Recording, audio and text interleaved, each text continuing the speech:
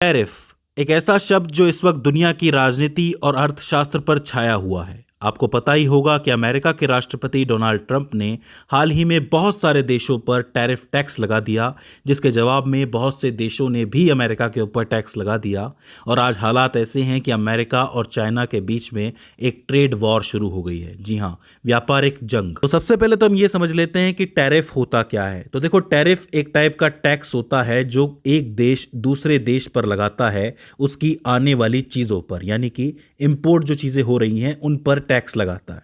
तो इसको आप आयात शुल्क भी कह सकते हो। जैसे कि भारत चाइना से कुछ खरीद रहा है तो वो उसके ऊपर टैक्स लगा देता है और टैक्स लगाने से वो चीज़ महंगी हो जाती है। तो अब सवाल उठता है कि ये टैक्स लगाया क्यों जाता है, टैरिफ। तो देखो, इसके मेनली दो कारण हैं। पहला कारण तो ये है कि अपने यहाँ के जो लोकल इंडस्ट्रीज़ और बिजनेस हैं उनको आगे बढ़ाने के लिए या उनको सुरक्षित रखने के लिए। एक उदाहरण से समझाता हूँ कि मान लीजिए कि भारत देश है, भारत में अपने लैपटॉप बनते हैं और भारत में जो स्वदेशी लैपटॉप बनता है उसकी कीमत 15,000 रुपये है।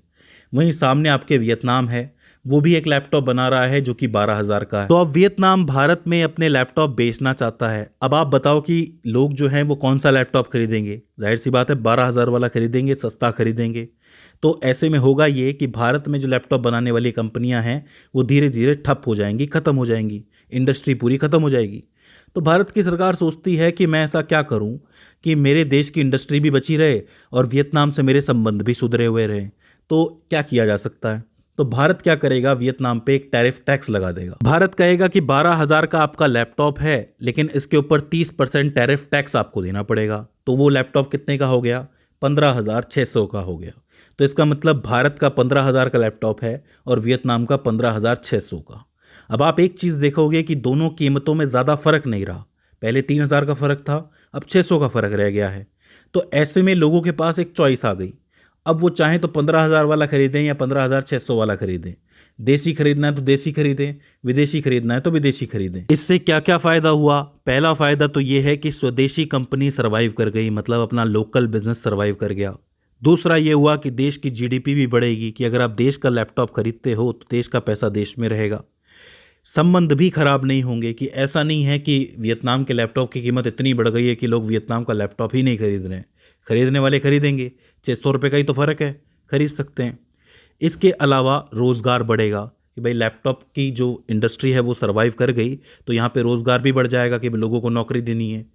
और आखिर में आत्मनिर्भरता बढ़ जाएगी कि भाई कल को अगर वियतनाम माल नहीं भी देता है तो भारत के पास अपनी कंपनियां हैं, अपना पूरा इंडस्ट्री है, तो वो लैपटॉप बना सकती है। तो इस तरीके से टैरिफ का इस्तेमाल स्वदेशी कंपनियों को और स्वदेशी जो हमारा बिजनेस चल रहा है उसको बचाने के लिए किया जा सकता है सही तरीके से। लेकिन जो दूसरा कारण है टैरिफ लगाने का वो है कमाई, यानी कि सरकार कमाना चाहती है, ज़्यादा कमाना चाहती है तो वो टैरिफ लगा देती है। और दूसरा ये है कि वो दूसरों को दबाना भी चाहती है तो वो टैरिफ लगा देती है, जैसे कि इस वक्त अमेरिका में हो रहा है। राष्ट्रपति डोनाल्ड ट्रंप ने चाइना के ऊपर 34% टैरिफ लगाया, तो जवाब में चाइना ने भी 34% टैरिफ लगा दिया यूएस के ऊपर। फिर उन्होंने 50% बढ़ा दिया तो चाइना ने भी बढ़ा दिया। होते होते आज हालत ये है कि अमेरिका ने चाइना के ऊपर 145% का टैरिफ लगा दिया है और यही चीज़ चाइना ने भी कर दी है।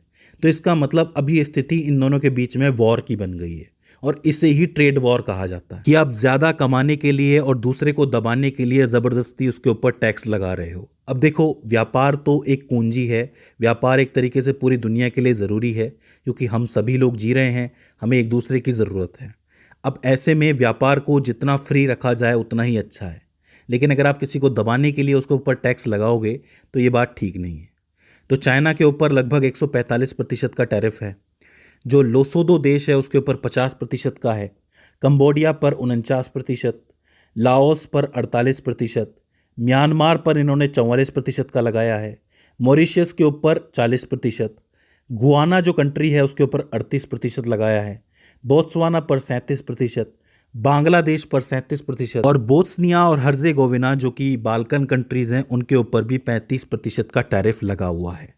मैं आपको बता दूं कि भारत के ऊपर इन्होंने 26% लगाया है, जापान पे 24% और जो यूरोपियन संघ है, यूरोपियन यूनियन, उस पे 20% का टैरिफ लगा हुआ है।